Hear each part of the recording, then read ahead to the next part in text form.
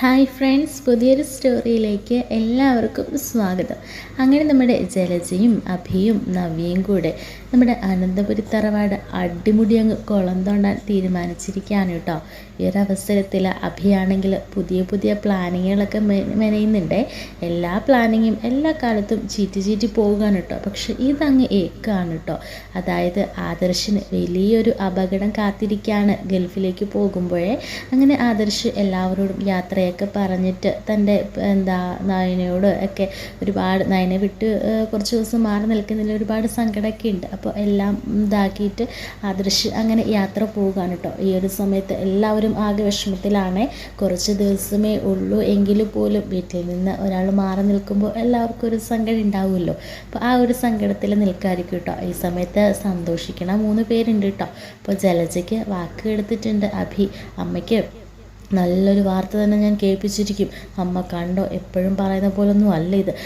എൻ്റെ അസ്ഥിവേര് ഇളക്കാൻ വേണ്ടിയിട്ട് അപ്പന്മാർ തീരുമാനിച്ചില്ലേ, അതുപോലെ ഈ ഒരു തറവാടിൻ്റെ അസ്ഥിവേര് ഞാൻ ഇളക്കും. അവനങ്ങ് ഗൾഫിലേക്ക് ഉണ്ടാക്കാൻ പോവല്ലേ, അവൻ തിരികെ എത്തുന്നത് എങ്ങനായിരിക്കും എന്ന് അമ്മ കണ്ടു നോക്കൂ. അമ്മാതിരി പണിയാണ് ഞാനവിടെ ഒപ്പിച്ച് വെച്ചിരിക്കുന്നത്. ശത്രുവിൻ്റെ ശത്രു മിത്രം എന്ന് പറയുന്നതുപോലെ ഈ മൂർത്തീസ് ജ്വല്ലറിയുടെ വലിയ എതിരാളികളുമായിട്ടാണ് ഞാനിപ്പോൾ കൈകോർത്തിരിക്കുന്നത്. അതുകൊണ്ട് ആരും എന്നെ സംശയിക്കില്ല, അവരെ സംശയിക്കുള്ളൂ. ഇതിൽ എനിക്ക് 1% പോലും പങ്കില്ല. പക്ഷേ അവർക്കും നമുക്കും എല്ലാം നേട്ടത്തോട് നേട്ടമായിരിക്കും എന്നൊക്കെ പറയാൻ കേട്ടോ. ഇതെല്ലാം കേട്ടിട്ട് ജലജയും നവ്യയും വളരെ സന്തോഷത്തിലാണ്. തൻ്റെ അനിയത്തിയുടെ ഭർത്താവിന് എന്ത് സംഭവിച്ചാലും ഒരു കുഴപ്പമില്ല. കാരണം തൻ്റെ ഭർത്താവ് ഇത്രയും നാൾ ജയിലിൽ കിടക്കുകയും ഇതുപോലെ പരിഹാസങ്ങൾ കേൾക്കുകയും ഒക്കെ ചെയ്തതുകൊണ്ട് ആരെയും സന്തോഷത്തോടെ സമാധാനത്തോടു കൂടി ഞാൻ ജീവിക്കാൻ അനുവദിക്കില്ല എന്ന ഉറച്ച തീരുമാനത്തോടു കൂടിയായിരിക്കും കേട്ടോ നവ്യ ഇരിക്കുന്നത്. അതുകൊണ്ട് തന്നെ അഭയുടെ ഈ വാക്കുകൾക്ക് നവ്യയ്ക്ക് വളരെ സന്തോഷകരമായിരിക്കുകയെ. അങ്ങനെ നമ്മുടെ ആദർശാണെങ്കിൽ ഗൾഫിലേക്ക് യാത്ര തിരിക്കുകയാണ് കേട്ടോ. അങ്ങനെ മീറ്റിങ്ങും കാര്യങ്ങളും ഒക്കെ കഴിയാണ് കേട്ടോ. അങ്ങനെ തങ്ങളുടെ ഓഫീസുകളിലെല്ലാം ചെന്ന് കണക്കുകൾ നോക്കുകയും അതുപോലെ തന്നെ ഡിസൈൻസിൻ്റെ കാര്യങ്ങളും എല്ലാം ചെക്ക് ചെയ്യാനായിട്ട് കുറേ നാളുകളായിട്ട് മുത്തശ്ശന് അസുഖമൊക്കെ ആയതുകൊണ്ട് തന്നെ മുത്തശ്ശൻ ആ കാര്യങ്ങളിലൊന്നും ഇടപെടുന്നില്ലായിരുന്നല്ലോ.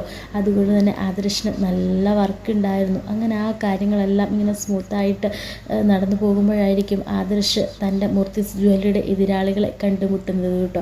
അവിടെ വെച്ച് കൊമ്പ് കോർക്കുന്നൊക്കെ ഉണ്ട് കേട്ടോ. അങ്ങനെ ആദർശ് തലനാരിഴയ്ക്ക് രക്ഷപ്പെട്ടു എന്ന് തന്നെ പറയാം.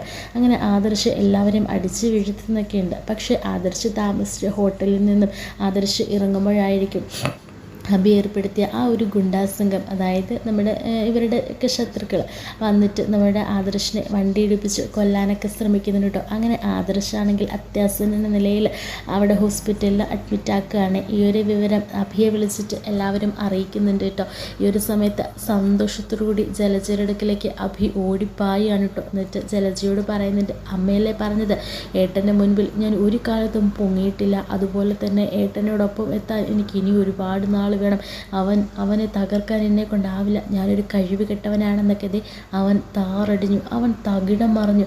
അവൻ്റെ കണക്കുകളെല്ലാം അവൻ ഇവിടെ നിന്ന് എന്തിനാണോ പോയത് അതെല്ലാം ഞാൻ ഏർപ്പാടാക്കിയ അവർ ക്ലോസ് ചെയ്തിട്ടുണ്ട്. അതുപോലെ തന്നെ അവന് ചെറിയൊരു ആക്സിഡൻറ്റ്, ചെറിയതെന്ന് പറഞ്ഞാൽ ഇച്ചിരി ചെറിയതും ഇത്തിരി വലുതൊക്കെ ആയിട്ടും കൂട്ടിക്കും. അവനിപ്പോൾ ജീവൻ കിട്ടുമോ ഇല്ലയോ എന്ന അർത്ഥത്തിൽ ഹോസ്പിറ്റലിൽ കിടക്കാണ്. അമ്മയ്ക്ക് ഇതിൽ പറയാം എന്ത് സന്തോഷമാണ് ഇനി വേണ്ടത്. അതുപോലെ തന്നെ അവിടെ നിന്നും ഒരുപാട് പണം തട്ടിയെടുപ്പിച്ചിട്ടുണ്ട് ഞാൻ. അവൻ്റെ കയ്യിലെ രേഖകളെല്ലാം നശിപ്പിച്ചിട്ടുണ്ട്, ആ കണക്കുകളെല്ലാം നശിപ്പിച്ചിട്ടുണ്ട്. ഇതുകൊണ്ട് നമുക്ക് കോടികളുടെ ലാഭം നമുക്ക് ലഭിക്കാൻ പോകുന്നത് എന്നൊക്കെ പറയാൻ കേട്ടോ.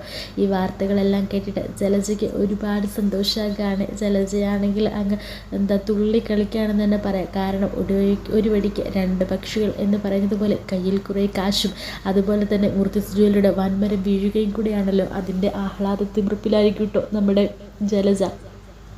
പിന്നീട് കാണിക്കുന്നത് ഈ കാര്യങ്ങളൊക്കെ നമ്മുടെ ആദർശിന് അപകടം സംഭവിച്ച കാര്യങ്ങളൊക്കെ ആദർശിൻ്റെ അച്ഛനും വേണും ഒക്കെ തന്നെ അറിയുന്നുണ്ട് കേട്ടോ. അപ്പോൾ ഇതൊന്നും പെട്ടെന്ന് അറിയിക്കേണ്ടെന്ന് തീരുമാനിക്കുകയാണ്. കാരണം വീട്ടിലെ സ്ത്രീകളെ ഒന്നും അറിയിക്കേണ്ട. കാരണം ദേവയാനിയാണെങ്കിലും അതുപോലെ തന്നെ മുത്തശ്ശനാണെങ്കിലും മുത്തശ്ശിയും അതുപോലെ നയനയ്ക്കാണെങ്കിലും നയന ഈ ഒരു അവസരത്തിൽ ഇരിക്കുന്നത് കൊണ്ട് തന്നെ നയനയ്ക്ക് ഇതൊന്നും താങ്ങാൻ കഴിയില്ലല്ലോ. അതുകൊണ്ട് ആദർശിൻ്റെ ഇപ്പോഴത്തെ ഈ ഒരു അവസ്ഥ ആരെയും അറിയിക്കേണ്ടെന്ന് എല്ലാവരും കൂടെ തീരുമാനിക്കാൻ കേട്ടോ.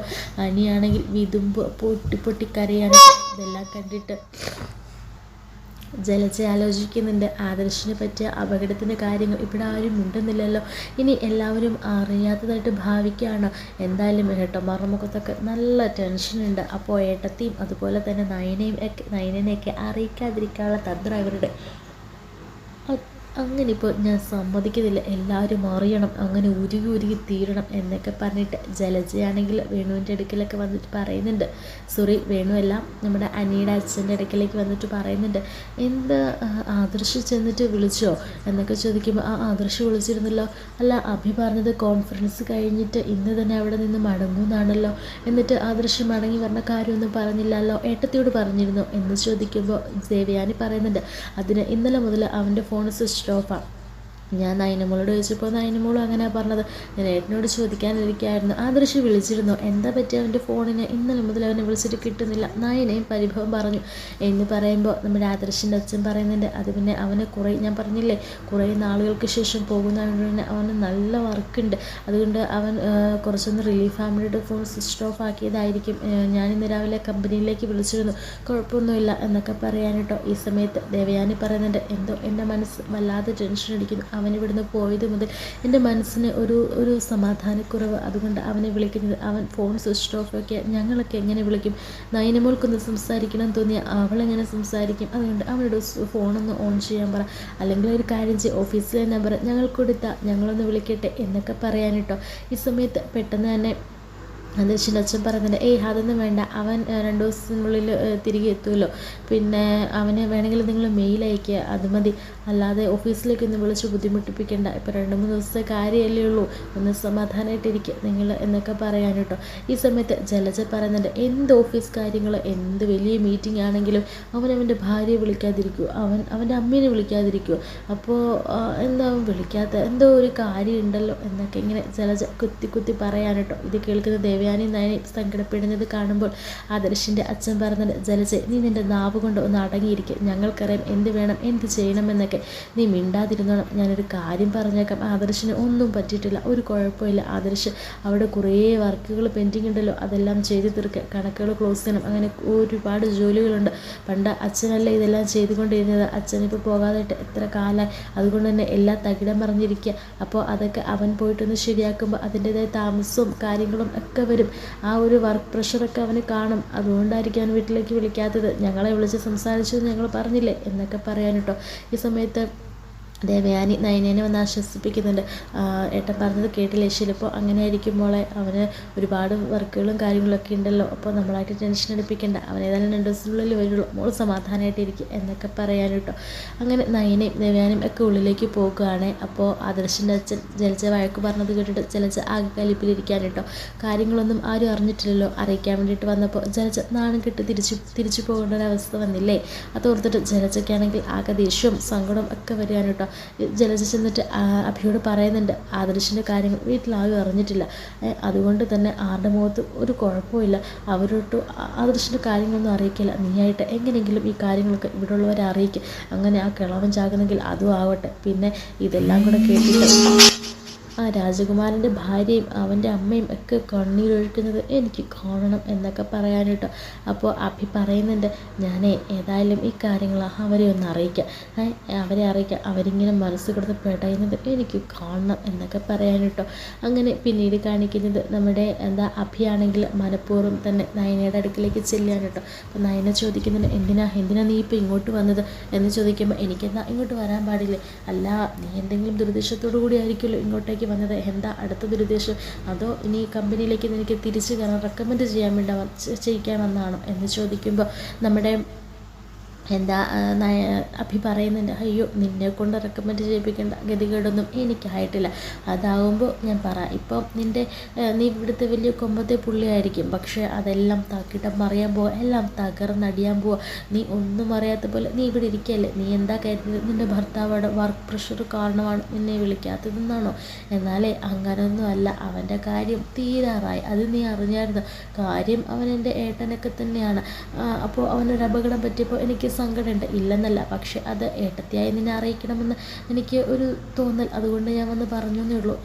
ആദർശേട്ടന് എന്ത് പറ്റിയെന്ന് അഭി പറയുന്നത്? അഭി വെറുതെ പറയില്ല, വാകേറി കോടാലിയാ നീ എന്ന് എനിക്കറിയാം എന്ന് കരുതി നീ അതും ഇതൊന്നും വിളമ്പരുത് എന്ന് പറയുമ്പോൾ അഭി പറയുന്നുണ്ട്, എൻ്റെ ഏട്ടന് ആക്സിഡൻറ്റ് പറ്റിയെന്ന് എനിക്ക് ചുമ്മാ പറയേണ്ട കാര്യമൊന്നുമില്ലല്ലോ.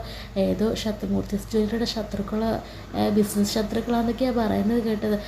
അങ്ങനെ ഇപ്പം ഏട്ടനിപ്പം ഹോസ്പിറ്റലിലാണ്, ICUവിലാന്നാണ് പറഞ്ഞത്. ജീവൻ തിരിച്ചു കിട്ടുമെന്ന് സംശയമാണെന്ന് അവിടുത്തെ ഡോക്ടർമാരെ ഞാൻ വിളിച്ചപ്പോൾ പറഞ്ഞത് എന്നൊക്കെ പറയാൻ കേട്ടോ. അപ്പോൾ നയന പറഞ്ഞിട്ട് എന്നിട്ട് അച്ഛനൊന്നും പറഞ്ഞില്ലല്ലോ, ഈ കാര്യങ്ങൾ ആരും അറിഞ്ഞില്ലേ എന്നൊക്കെ ചോദിക്കാൻ കേട്ടോ. ഈ സമയത്ത് അഭി പറഞ്ഞിട്ട് എല്ലാവരും ഇന്നലെ ഈ കാര്യങ്ങളൊക്കെ അറിഞ്ഞതാണ്. ഇന്നലെ ആക്സിഡൻ്റായി കിടക്കുകയാണ് ആദർശമായിട്ട്. പിന്നെ നിങ്ങളെ ഒന്നും അറിയിക്കണ്ടെന്ന് കരുതിയിട്ടാണ്. പക്ഷേ ഞാൻ ഏട്ടത്തിലുള്ള സ്നേഹം കൊണ്ട് വന്നതാണെന്ന് കരുതിക്കും. കാരണം ഏട്ടൻ ഇന്നോ നാളെ എന്ന് പറഞ്ഞിട്ട് കിടക്കുക. അവസാനമായിട്ടൊരു നോക്ക് കാണാൻ നിങ്ങൾക്ക് പരസ്പരം അങ്ങോട്ടും ഇങ്ങോട്ടും ആഗ്രഹം കാണുമല്ലോ. അതുകൊണ്ട് ഞാൻ വന്ന് പറഞ്ഞു എന്നേ ഉള്ളൂ. ഇനി പിന്നെ ഞാനായി കാര്യം നിങ്ങളെ അറിയിച്ചെന്ന് പറയണ്ട. ഇനി അതിനും കൂടെ എല്ലാവരും എൻ്റെ മെക്കിട്ട് കയറും, ഞാനൊരു സഹായം ചെയ്തതാണ് എന്നൊക്കെ പറയുന്നുണ്ട് കേട്ടോ. ഈ വാർത്ത കേട്ടതോടുകൂടി സമനില തെറ്റിയതുപോലെ ആകണം കേട്ടോ നയന. അങ്ങനെ നയന അമ്മയെന്ന് വിളിച്ചുകൊണ്ട് ദേവയാനിയുടെ അടുക്കിലേക്ക് ചീറിപ്പായാണ്. അങ്ങനെ നയനയുടെ വരവ് കണ്ട് പന്തികേട് തോന്നിയിട്ട് നമ്മുടെ അനിയുടെ അച്ഛൻ എന്താ മോളെ എന്താണെന്ന് ചോദിക്കുമ്പോൾ ആദർശേട്ടൻ എന്ന് പറഞ്ഞ് അലറി വിളിക്കാൻ കേട്ടോ. എന്താ മോളെ എന്താ കാര്യം എന്ന് ചോദിക്കുമ്പോൾ അല്ല ആദർശേട്ടൻ ആക്സിഡൻറ്റ് പറ്റി മോളോട് ആരെയും പറഞ്ഞത് ഞാൻ അറിഞ്ഞു, എല്ലാവരും എന്നിൽ നിന്ന് മറച്ചു വെക്കണ്ട, എനിക്കറിയാം എൻ്റെ ആദർശേട്ടനെ എനിക്കിപ്പോൾ കാണണം എന്ന് പറഞ്ഞിട്ട് നമ്മുടെ നയനയാണെങ്കിൽ അലറി വിളിക്കാൻ കേട്ടോ. ഇത് കേട്ട് എല്ലാവരും ആ കാര്യം അറിയാണ്, ആദർശന് എന്തോ ആക്സിഡൻറ്റ് സംഭവിച്ചു എന്നൊക്കെ. അങ്ങനെ പിന്നെ എന്താ നമ്മുടെ ആദർശന് അച്ഛൻ പറഞ്ഞിട്ട് ഞങ്ങളെല്ലാം അറിഞ്ഞിരുന്നു, പക്ഷെ നിങ്ങളെ അറിയിച്ച് സങ്കടപ്പെടുത്തേണ്ടെന്ന് കരുതിയിട്ട് ആദർശന് ഇത്തിരി സീരിയസ് എന്നാണ് പറഞ്ഞത്. സാരമില്ല, എത്രയും പെട്ടെന്ന് ഇവിടുത്തെ മൾട്ടി സ്പെഷ്യാലിറ്റി ഹോസ്പിറ്റലിലേക്ക് എത്തിക്കാൻ പറഞ്ഞിട്ടുണ്ട് എന്നൊക്കെ പറയാൻ കേട്ടോ. ഉടനെ ദേവയാനി പറഞ്ഞിട്ടുണ്ട്, എൻ്റെ പൊന്നു മോനെ എനിക്കിപ്പോൾ കാണണം, അയ്യോ എൻ്റെ മോനെ എന്ത് പറ്റിയത് എന്നൊക്കെ പറഞ്ഞ് അലമുറയിട്ട് കരയാണ്. ആ ഒരു സമയത്തായിരിക്കും ഗൾഫിൽ നിന്ന് തൻ്റെ ഫ്രണ്ട് നമ്മുടെ ആദർശിൻ്റെ അച്ഛൻ്റെ സുഹൃത്തായിരിക്കും കേട്ടോ അവിടുത്തെ ഒരു ഡോക്ടർ, പുള്ളി വിളിക്കുകയാണ്. അപ്പോൾ എങ്ങനെയുണ്ട് എൻ്റെ മോൻ എങ്ങനെയുണ്ട് എന്നൊക്കെ ചോദിക്കുമ്പോൾ താങ്ക് ഗോഡ്, നിങ്ങൾക്ക് എന്തൊരു വലിയൊരു ഭാഗ്യമുണ്ട്, അല്ലെങ്കിൽ പിന്നെ ഞങ്ങൾ ഒട്ടും പ്രതീക്ഷിക്കാത്തൊരു ഇൻസിഡൻ്റ് ആയിരുന്നു ഇത്. പക്ഷേ അതേ നോക്കിക്കേ, ഒപ്പം അപകടനിലയൊക്കെ തരണം ചെയ്തിട്ടുണ്ട്. ഇനി നിങ്ങളൊന്നുകൊണ്ടും പേടിക്കേണ്ട, എല്ലാം ഓക്കെ, ഞങ്ങൾ ഇന്ന് തന്നെ ഷിഫ്റ്റ് ചെയ്യും എന്നൊക്കെ പറയാൻ കേട്ടോ. ഇത് വാർത്ത കേട്ടിട്ട് വളരെ സന്തോഷത്തോടുകൂടി എല്ലാവരെയും മറിക്കാൻ കേട്ടോ. ആ ഒരു പ്രതീക്ഷയും തകർന്നടിഞ്ഞ് ആ ഒരു ദേഷ്യത്തിൽ നിൽക്കുന്ന ജലജനെയും അതുപോലെ തന്നെ അഭിനയം കാണിക്കുന്നുണ്ട് കേട്ടോ. അങ്ങനെ ആദർശ് ആ അപകടനിലയൊക്കെ തരണം ചെയ്ത് തിരികെ വീട്ടിലേക്ക് വരുന്ന ആ ഒരു സീൻസൊക്കെ ആയിരിക്കും കേട്ടോ പിന്നീട് കാണിക്കുന്ന. ആദർശിന് പതിയെ എല്ലാം ഭേദമായി വരുന്നൊക്കെ ഉണ്ട്. അപ്പോൾ ഇതിന് പിന്നിലും അഭിയാണെന്നുള്ള കാര്യങ്ങൾ നന്ദു കണ്ടുപിടിക്കുന്നുണ്ട് കേട്ടോ. കാരണം അഭിയുടെ കൊട്ടേഷനും ഇതിന് പിന്നിലുണ്ടെന്ന് മനസ്സിലാക്കുകയാണ് നന്ദു. അങ്ങനെ നന്ദു ഇതെല്ലാം കണ്ടുപിടിക്കുന്നുണ്ട് കേട്ടോ. അങ്ങനെ അനിയോട് പറഞ്ഞിട്ട് പിന്നെ അനിയും അതുപോലെ തന്നെ നന്ദുവും കൂടെ അഭിക്കിട്ട് നല്ലൊരു പണി തന്നെ കൊടുക്കുകയാണ്. വീട്ടിൽ നിന്ന് ഇറക്കി വിടുകയും അങ്ങനെ കുറേ ഇൻസിഡൻസ് ഇനി വരാനിരിക്കുന്നതേ ഉള്ളൂ കേട്ടോ.